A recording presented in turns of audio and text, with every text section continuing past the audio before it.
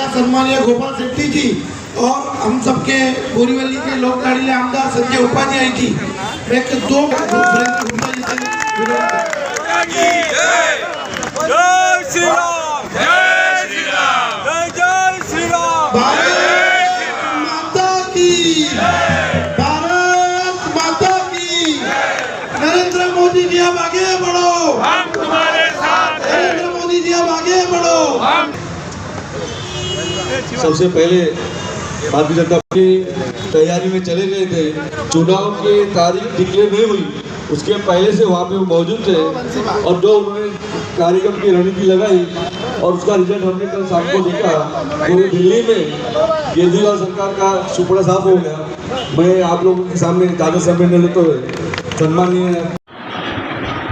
दिल्लीत 27 वर्षानंतर काल दिल्लीच्या जनतेने महाजनादेश भारतीय जनता पक्षाला दिला।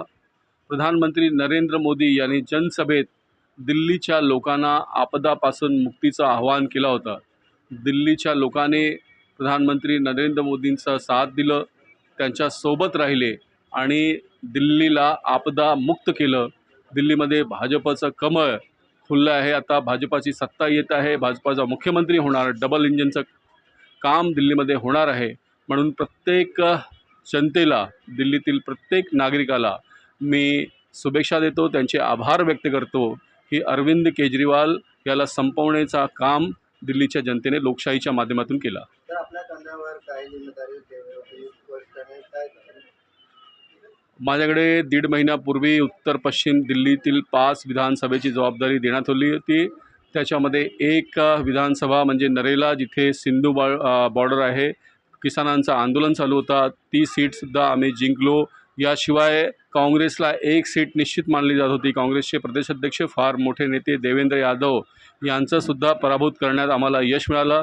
मला दिलेली 5ची 5 जागा आम्ही निवडून आलो आहे आणि संपूर्ण दिल्लीत 48 जागा जिंकून भारतीय जनता पार्टी 27 वर्षानंतर सत्तेत आली आहे।